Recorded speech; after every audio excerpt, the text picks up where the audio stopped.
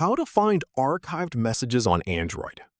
In this quick tutorial, I'll show you how to view archived text messages in Google Messages on your Android phone step by step. If this helps you out, make sure to like the video and subscribe for more Android tutorials. First, open the Google Messages app on your Android phone. If you previously archived a conversation, it won't appear in your main messages list anymore.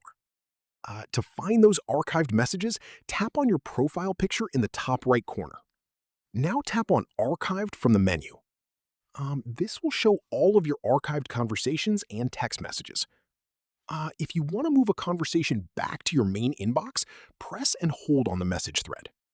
Then tap on the unarchive icon at the top.